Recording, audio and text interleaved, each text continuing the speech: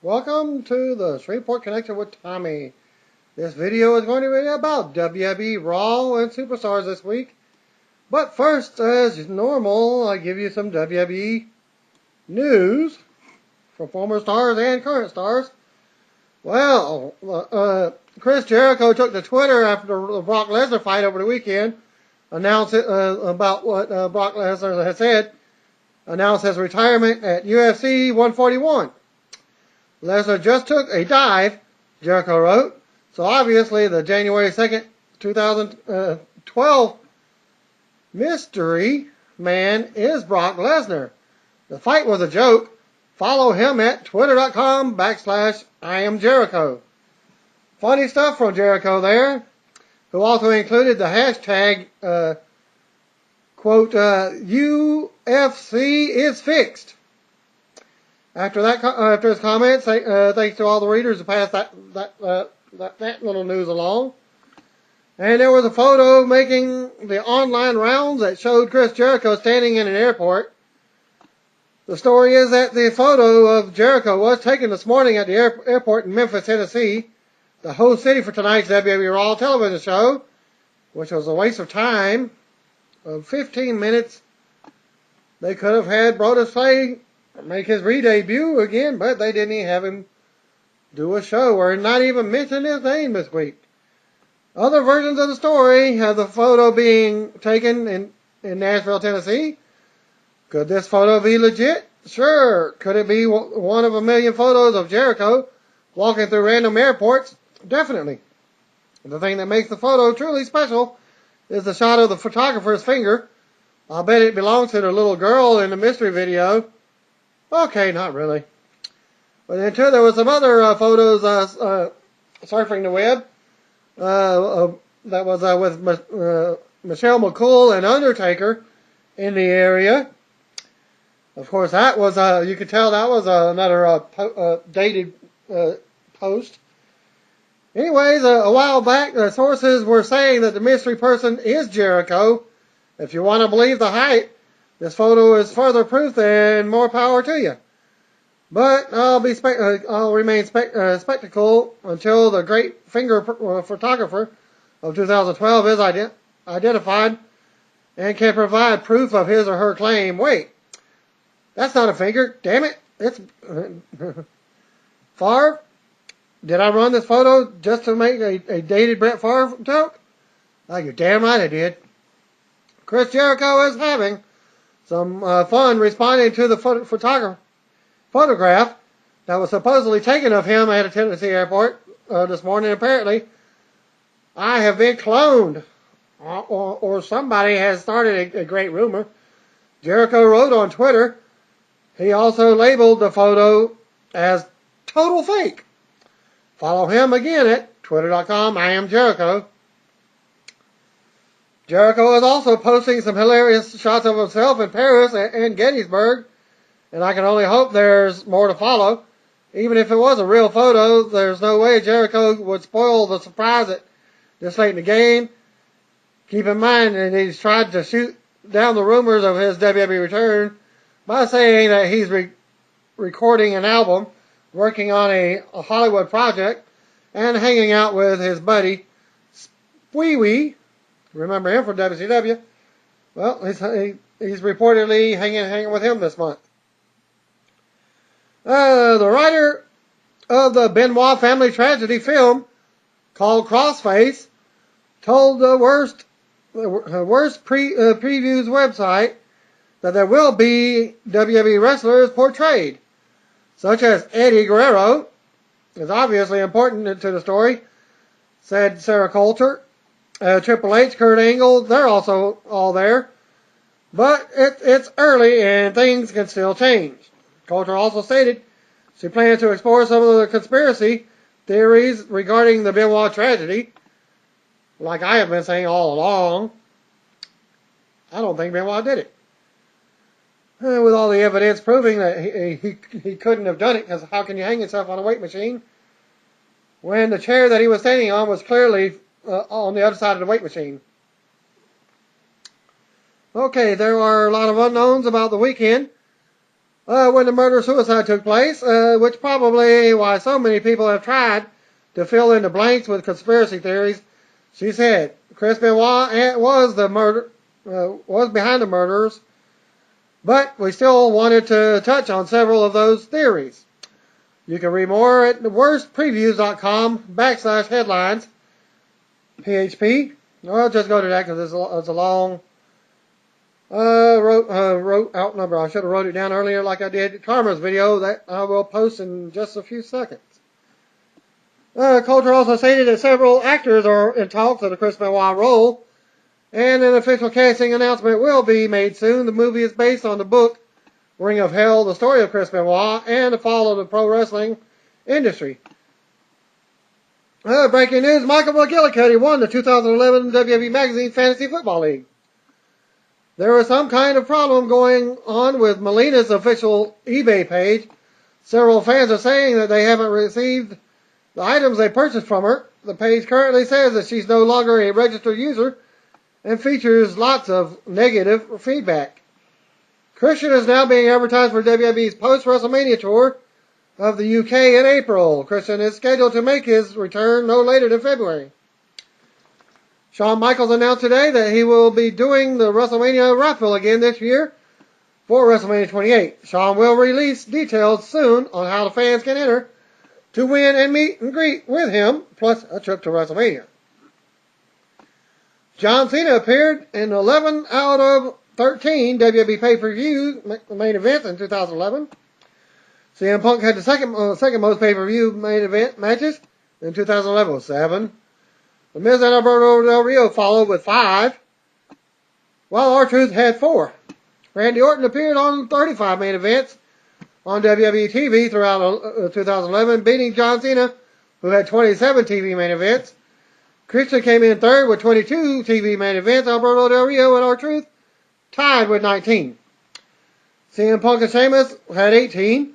Mark Henry with 17. And a 4-way tie with Daniel Bryan and The Miz, Tyson Kidd and Dolph Ziggler appearing in 16 TV main events. Former Diva Maryse appeared at Maryland Championship Wrestling event on Friday night to take photos with the fans and sign autographs. She noted on Twitter that 600 fans all showed up. And what is nothing more than an interesting piece of trivia to those who are very captivated by the WWE It Begins videos that have been airing over the past month. Reports can confirm where the videos were shot and produced. Cove Island Park in Connecticut was the main location for the outdoor shots. The indoor classroom and school hallway shots were filmed at Stamford High School in Stamford, Connecticut.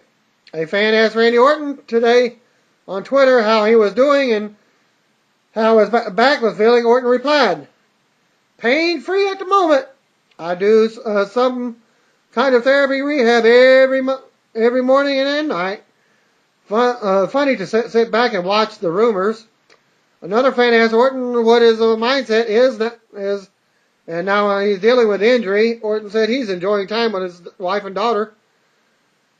And he's quoted by saying, "Enjoying every minute, actually. Getting to spend this much time with Sam and Al is great. I think we all needed it," unquote. Combat Zone Wrestling has announced that WWE has signed CZW talent Academy student Evan Singleton to a developmental deal. He will start with FCW in Tampa real soon. WWE Hall of Famer Howard Finkel has been announcing at this week's Raw Live events. Brock Lesnar was interviewed by LA Times to promote tonight's UFC, or actually over the weekend's pay-per-view. They had the following to say about his return rumors to WWE or to UFC earlier this year. Quote, "I was recently asked to be on WWE Legends video game only. And when I did it, rumors sprouted. I was coming back. I'm an ultimate fighter. I know, pro wrestling's always there.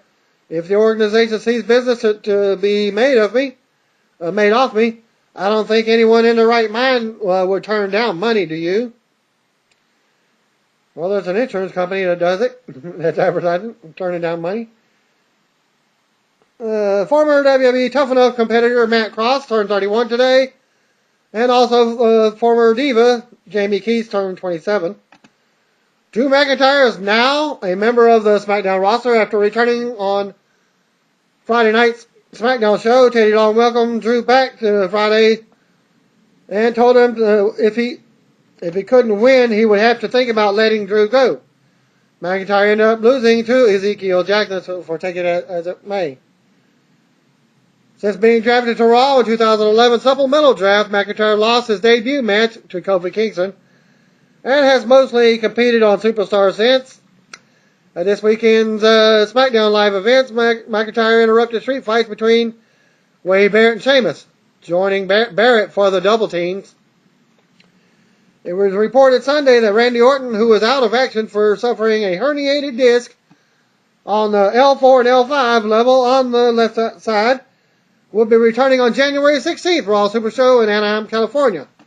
He is now scheduled for all SmackDown events beginning on January 17th. And they also announced it on Raw tonight about the L4 and L5 injury. Vicky Guerrero is asking fans for the feedback on WWE Diva Tamina joining her stable. She wrote today, quote, "If you agree at Tamina Snuka being part of my stable, retweet. She is strong, indestructible, and she would have my back." Santino Marella says his New Year's resolution is to drop 20 pounds. And he tweeted by saying, quote, "I usually don't have resolutions, but this year I do. I will go from 233 pounds to 213 pounds, and once again be lean, mean, something machine," unquote. Okay, MVP explains why he left WWE and said John Laurinaitis is unfairly criticized. It's been a little over a year since MVP announced that he would be leaving. He left WWE.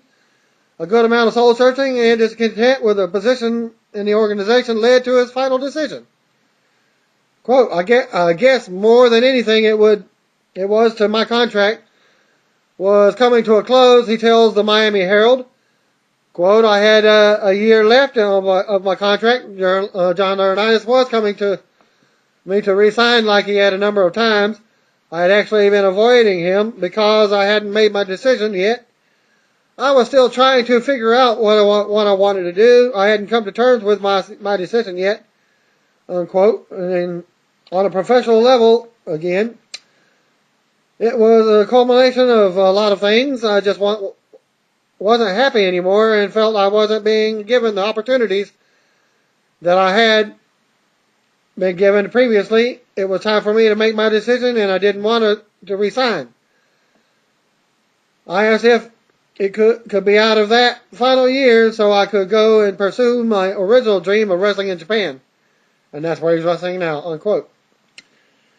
WWE's Executive Vice President of Talent Relations respected his decision. MVP feels he receives unnecessary flack. Quote, I have to say John Laurinaitis gets a bad rap from a lot of people, unquote. He's quoted again, he is in a really crappy position. His job makes you very unpopular. He and I had a good relationship. He was the guy that hired me and gave me my first opportunity. John Laurinaitis, a.k.a. Johnny Ace, spent 10 years in Japan with All Japan Pro Wrestling promotion. He and I would talk about Japanese wrestling all the time over beers, unquote. Well, MVP also discusses his passion for Japanese wrestling and the life after WWE. And you can go to Miami Herald for more, MiamiHerald.com for more info. Well, if you're familiar with a TV show called Saved by the Bell, yeah, you know the kids show that used to be on Saturday mornings, Saturday afternoon, about noonish time.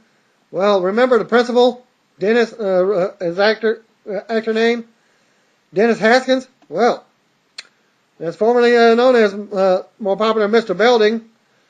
He spoke with memphisport.com about his quest to become WWE's Raw General Manager.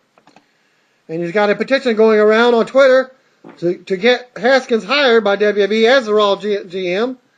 Haskins has appeared on Zack Ryder's YouTube show and is a known wrestling fan.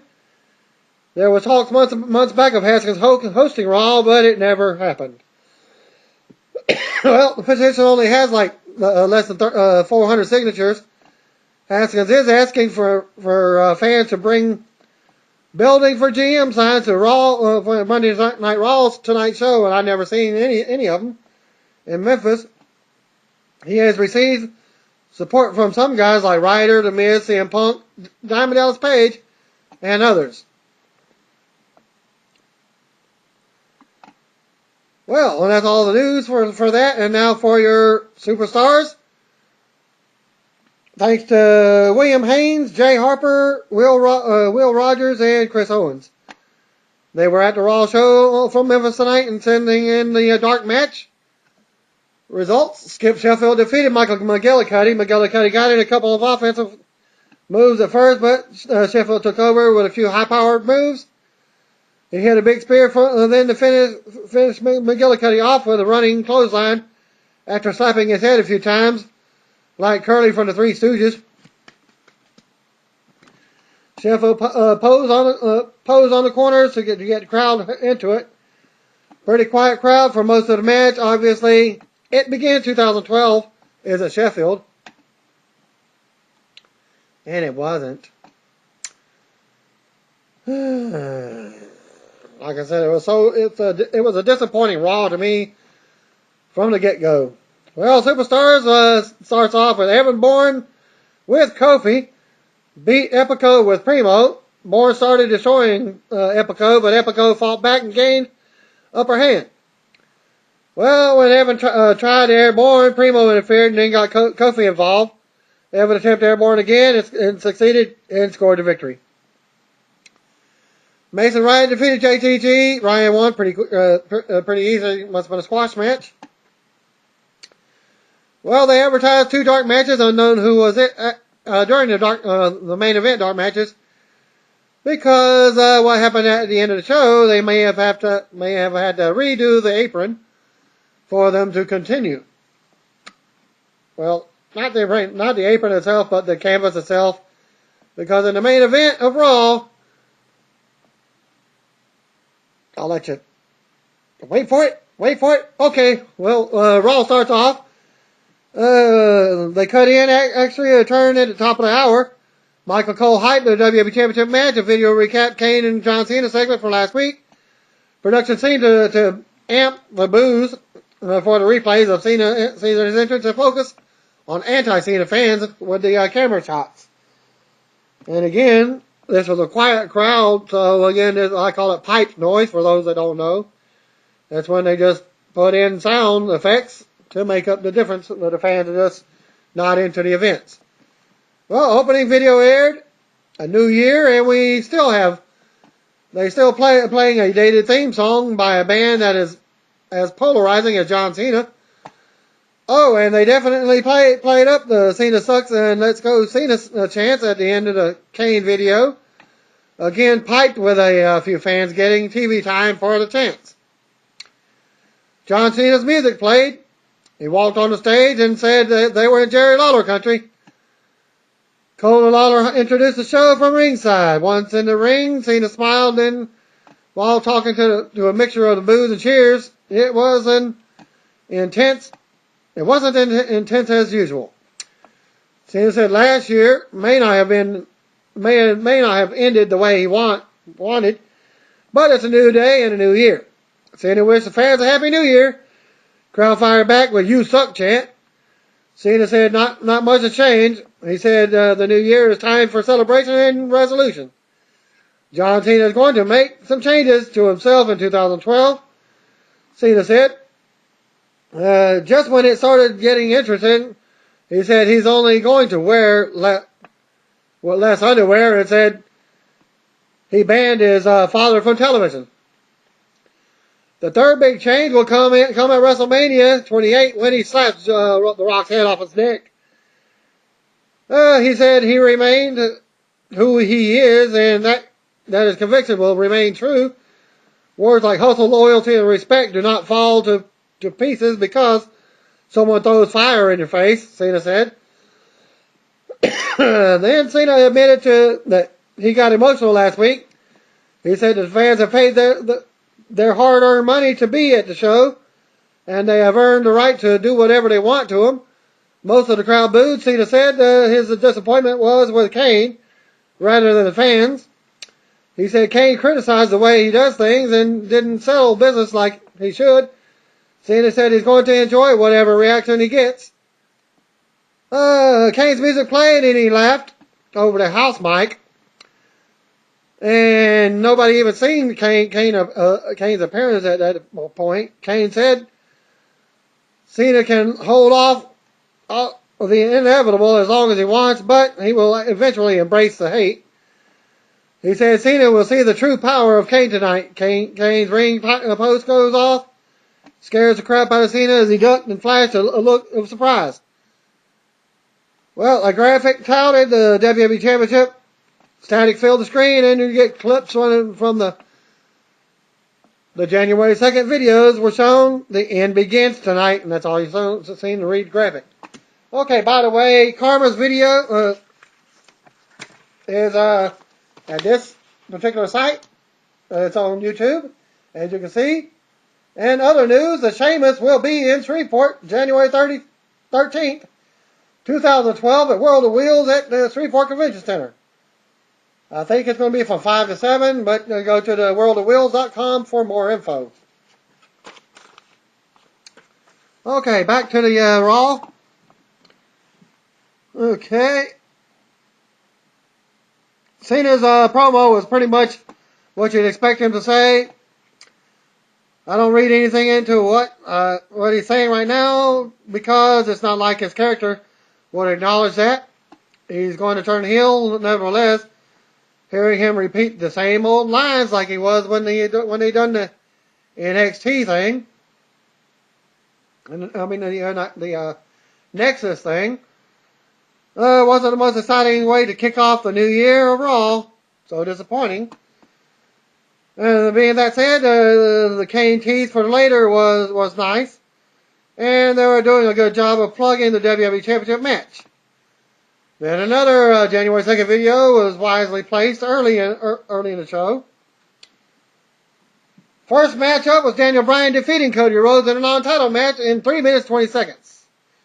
Announcers hyped the Bryan vs. Big Show match for SmackDown, and a graphic was shown during the intros. Rinse and repeat for the Cody Rhodes vs. Booker match that will air on SmackDown. Cole did the usual anti-Bryan stick. A small Let's Go Bryan chant broke out. How can you take Daniel Bryan seriously as the champion? Cole asked. Lawler stood up for Bryan by saying you have to take him seriously until someone beats him for the title. Late in the match, Cody went for the suplex, but Bryan countered with an inside cradle and got the pin. Not as down as most people are on the way Daniel Bryan is because he can actually wrestle. And the way he's being pushed, well, the idea is to make him seem like a major underdog during his feud with Big Show and build the credibility by scoring upsets, wins with your approach to take. Of course, if they have him to lose to Big Show at SmackDown taping, or fail to make him look good during his reign, then that was a big waste of time for everybody's money. And again, that would be the same thing as Rey Mysterio having the championship for long periods of time. Or just have, if you're going to do that, just have Hornswoggle hold the title for a month. So, okay, well, backstage, John Laurinaitis and The Miz watching footage from Miz's attack on R-Truth. And Miz was just basically saying, no, he don't remember any of that. Why is Truth after him? Well, Laurinaitis booked Miz in a match against Sheamus tonight. Miz said he'll be like a sitting duck for Truth. Well, Laurinaitis said better than a lame duck. Miz stormed out of the room, walking through the concession stand where the bathrooms are, and also where the Coke machines are. Well, R-Truth showed up after Miz has already walked through, and he looked at the camera and did the quack, quack, quack, quack. And to the commercial. Back from commercial, Royal Rumble flashback was shown. They aired footage from the 1988 Battle Royal with Jim Duggan winning. The announcers hyped the WWE Championship match. Okay, not that excited about the Royal Rumble. It doesn't take much. Well, it's only a 30-man Rumble. Well, you got to keep the 30-man Rumble because the Rumble itself is going to be an hour long at the minimum. And because every one man will come every 2 minutes. Meanwhile, WWE is also doing a good job of consistently hyping the WWE Championship match. Almost every segment. Wade Barrett made his entrance. Meanwhile, they showed footage of Barrett throwing Randy Orton down the stairs on SmackDown. And then running away. Inside the ring, Barrett smiled after watching the footage on the big screen. Lawler questioned how he could smile. Barrett said it's already a good New Year because 2012 was completely devoid of Randy Orton. Barrett said he didn't plan to throw Orton down the stairs, but it was either him or Orton. And he said Orton is just another victim of the Barrett barrage. Give it up anyway. Barrett turned his attention to the Royal Rumble match. Barrett was eventually interrupted by Santino Marella's entrance music. Santino, who received a big ovation from the live crowd, made a few laps around the ring before joining Barrett for a verbal exchange. Santino boasted that he lasted longer than Barrett did in the Rumble last year and almost winning it. Well, match number 2. Wade Barrett defeated Santino Marella in a minute and 15 seconds. Santino went for the Cobra, but ate a kick instead. Barrett finished off Santino with the winds of change. Side slam. Watch my he barely picked him up and just dropped him. Cole said he believes Barrett will be the new champion this year. Backstage, the Bella Twins bickered while a paranoid Miz kept an eye out for R-Truth.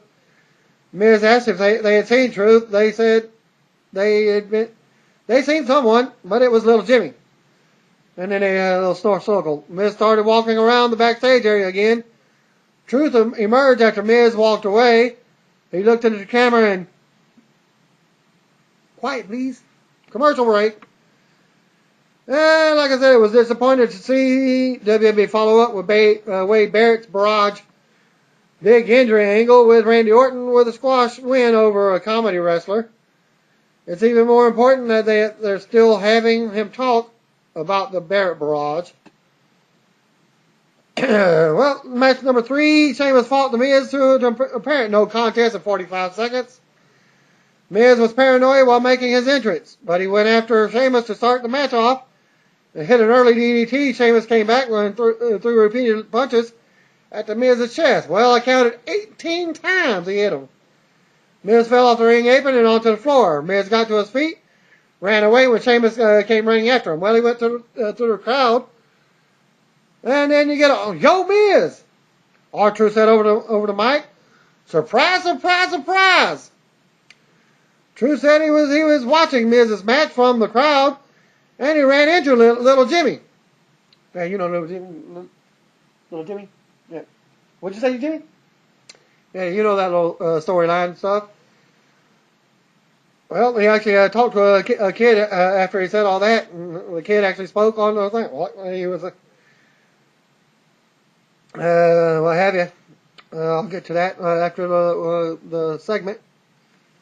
Okay, surprise, surprise, surprise. He listened to an imaginary person that he says he was talking to. Miz needs to get it. He says that Jimmy said it. Miz needs to get got. Miz headed back to ringside where he was greeted with a brogue kick from Sheamus. Truth followed the ringside, but before he did that, he went to his other side, and the kid that he handed the mic to He said, "Hey, Miz, Happy New Year." And that was hilarious. And R-Truth was like, "You stole my lines, little Jimmy." Well, that was that. And then he headed to the ringside. Well, when Miz got to ringside, he was greeted with a bro kick from Sheamus to fall to ringside and grabbed a plastic water bottle again that was sitting where Jerry Lawler normally sits since he got up. He grabbed it and slammed Miz's head. "No, not that." Smack. Oh, the Sheamus shots got to Miz's chest. Looked really vicious until Miz jumped up and ran into the crowd. Sure, he held his chest a bit, but those shots should have seemed devastating. If Vince McMahon was in one of his moods, then the ref should have held the ref would have held the chest a bit. Would have DQ'd Sheamus for the repeated shots. Instead, Vince was in that mood where they don't need to announce match finishes. At ringside, Cole and Lawler talked about Cole being hated by the users of WWE's latest likely failure of a social media site. Highlights aired of Dolph Ziggler pinning CM Punk with the distraction for John Laurinaitis last week. Backstage, Zack Ryder talked with Eve. Jack Swagger was walking in. He said an imposter was walking around with the United States Championship. Zack questioned where the person is. Was he even? Though Swagger was talking about him. Ryder told a lame joke about both of their names ending with ER and sending Swagger to the ER. John Laurinaitis stepped in between the two. He announced that Swagger would team with Mark Henry and Kane to face Ryder, Big Show, and John Cena for your main event. Laurinaitis flashed at an intentionally cheesy smile. CM Punk was shown walking backstage. The announcer said that WWE Championship was up next, right after ending of the first hour. Well, they go to commercial. Coming back from the commercial, back-to-back SmackDown ads were shown. Has Eve ever embraced any act that they've attached her to? Crime Time? Nope. R-Truth? Nope. Zack Ryder? Seeing is believing. Well, match number 5, or whatever it was, CM Punk made his entrance for the WWE Championship and received a strong reaction from the live crowd. Dolph Ziggler and Vicky Guerrero were out next to a weak heel reaction. Justin Roberts handled the in-ring introduction for the title match. And it was match number 4. Dolph Ziggler with Vicky Guerrero defeated CM Punk by countout in the WWE Championship match in 13 minutes. Dolph tried to drop Punk on the top rope, but Punk came up short and had a rough face-first landing on the second rope. Ziggler was in control of the match when they went to first commercial. After the break, the wrestlers were trading punches for the yay boo reaction. Dolph went for the sleeper, but Punk countered into a nice suplex. Punk also hit a good quick slam for a near fall. Dolph came back with a roll up, which Punk rolled through. Ziggler came right back with a famouser for a near fall. It looked to me more like a Rough Rider anyways. Trying to hint back at Zack Ryder. Dolph hit a splash in the corner and then followed up with a big suplex of his own for another near fall. Dolph went for his finisher, but Punk held the turnbuckles and pulled the pad off in the process. Punk bulldog Ziggler for a near fall and then motioned for the GTS. Well, this got the distraction. John Laurinaitis walked to ringside and pointed out the fallen turnbuckle pad to the referee. Punk went for the GTS, but Ziggler avoided it. After an exchange by the two, Punk locked the Anaconda device in. Ziggler tapped out and Punk stood up to celebrate, but the referee didn't see any of it because he was distracted by Laurinaitis. Well, Ziggler ran towards Punk, who ducked out of the way and ran him into Laurinaitis. Punk went for the GTS again, but Ziggler hit him with a series of elbows and flung him towards Laurinaitis, who pulled the top rope down, causing Punk to tumble to the floor. The referee counted out Punk. Ziggler took the title belt and ran through the crowd and celebrated. A graphic hyped the 6-man tag main event, and then the teaser video aired again. This time the graphic read, "Here he is here." Commercial break. Punk vs. Ziggler was very interesting after the commercial break. Unfortunately, the crowd didn't seem to take Ziggler as a real threat to the championship, and winning the match by countout after he tapped out isn't going to change that. Still can't tell whether they're setting up Punk vs. Ziggler or Punk vs. Laurinaitis for the Royal Rumble pay-per-view. Well, they've announced for the Royal Rumble it's going to be Punk versus Ziggler again. Well, it could go either way, but I lean toward later occurring. Having they mentioned Brodus Clay yet? No.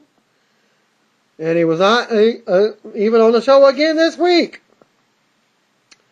Well, another Royal Rumble aired. Flashback focused this time on Shawn Michaels winning the 1995 Royal Rumble as number 1. Congrats to HBK for being one of the few people in the world who doesn't look like a complete tool when you see 90 shots of their mullets. Bella Twins beat Kelly in match number 5. Kelly and Eve in 2 minutes. Late in the match, Eve hit a nice moonsault off of one of the twins, and then they did the switcheroo for the win. The other twin broke up the pin attempt.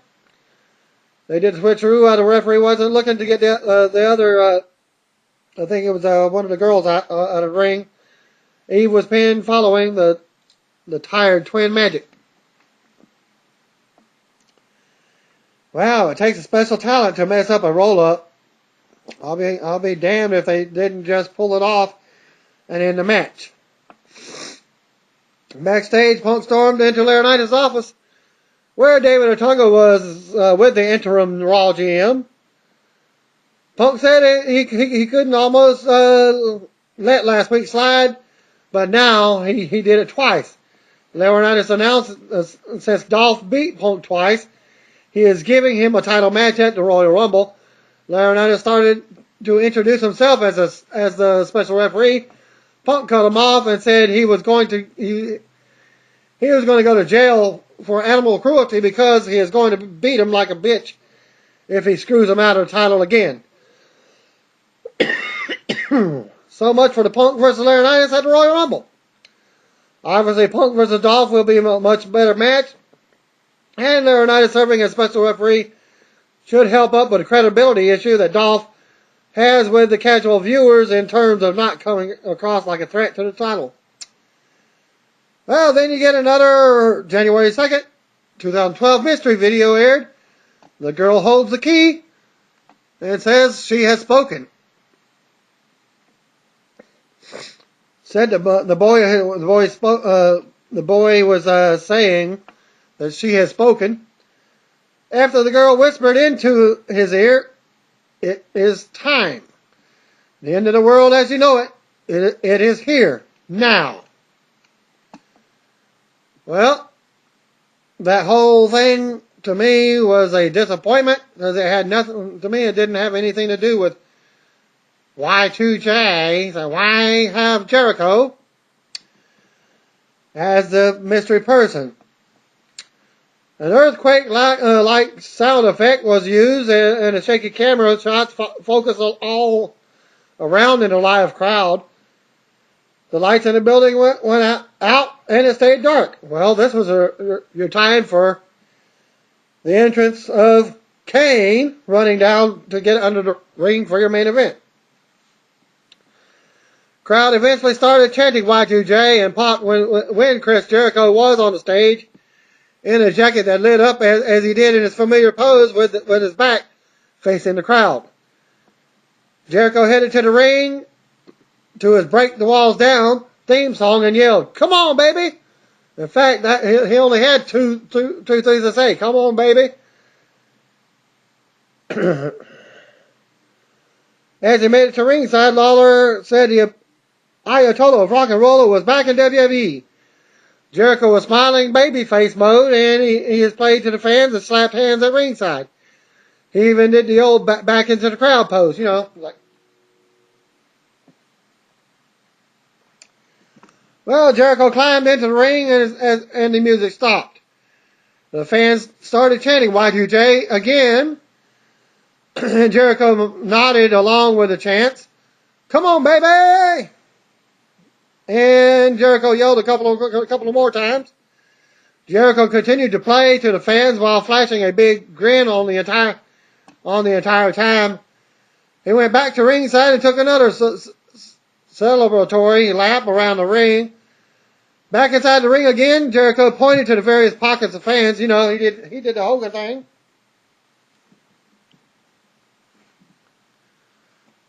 And then he did the John Cena thing, pointing to the crowd. Punk thing, pointing to the crowd. Who could be the loudest? Well, he didn't give a winner to who could be the loudest. And that was about it for basically that whole segment. Then he went back to high-fiving the fans and leaving the entrance area.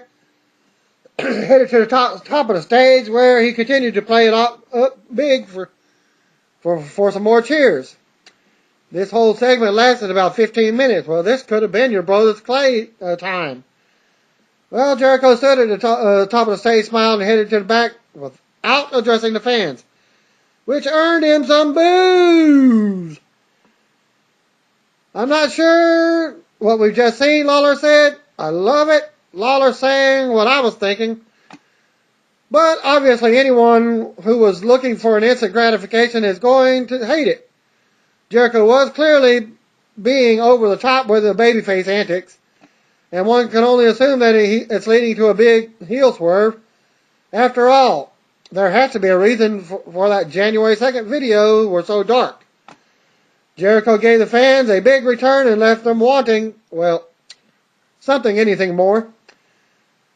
David Lee Roth should ask Jericho if he can borrow that jacket back for the big Van Halen press conference this week. Only point I see him doing it this way was to set up Kane running down under the ring for your main event screw job that happened at the end of the show. Well, your main event was John Cena Big Show and Zack Ryder versus Mark Henry and Jack Swagger, and it was supposed to be a 6-man tag. Well, being that Kane, they said, would not compete in the match, they did the ring introductions for the main event. Kane's music played, but no Kane. Instead, they had David Otunga come down. While Justin Roberts, David Otunga talked to Roberts and the referee. Then they announced Kane wasn't participating in the match and now said it was a handicap match. Handicap match only lasted 8 minutes 25 seconds. Cena Swagger started the match. Cena jumped out to an early advantage, but Swagger got a moment of offense. And they go to commercial. Swagger was in control after the break, but it didn't last long. Cena made a hot tag to Big Show, who roughed up Swagger. Well, it goes into the 10 o'clock hour, which most DVRs would have cut off by now. Swagger tagged in Henry. They fought to ringside. Show slammed a chair over Henry's back. They pretty much disappeared after that, leaving Cena, Swagger, and Ryder. Later, Cena hit the Attitude Adjustment on Swagger and scored the clean pin. Well, they did say that Big Show and Mark Henry were disqualified. Well, after all that, Cena hit the Attitude Adjustment on Swagger, scored the pin. Kane's music played, and Cena went to ringside to meet him. Kane tore his way through the ring and attacked Ryder, who was selling an ankle injury. Kane put a smothering claw over Cena's face. Cena gasped for breath and was motionless once. Kane released the hold. Kane tried to pull Ryder through the hole in the ring, which was cut so he can get in the ring. But Cena recovered just in time to save his little buddy. Pyro shot through the hole in the ring after Cena and Ryder got out of the hole. And Kane's music played. Cena and Ryder sat in the corner and flashed looks of concern as the show went off the air. Another week without Brodus Clay, unreal. Anyways, the outcome of the main event was predictable from the start, given the jobber to the Stars. Jack Swagger was involved. The end of the show was quirky. The power shooting through the ring was cool, but Kane's attempt to kidnap Ryder was odd. WWE tends to go a little too over the top with Kane's silliness. I can live with this angle, but I hope it doesn't get any campier than this. The Jericho angle is definitely going to leave people talking. It's very similar to the return that Kane made last time. There is plenty of instant negative reaction to it, but I have a feeling that the vast majority of these people will be watching next week to see where things go. I found it well done in the time it gave the fans for a big return, yet gave away nothing about the character intention. Again, they're looking for the instant gratification, are going to hate the angle. But the only thing that matters is that they continue to watch and eventually get hooked on whatever his character is doing. And that ends my ranting and raving about Raw and Superstars this week. Thanks for watching along with me tonight. And y'all have a blessed week or night, whichever.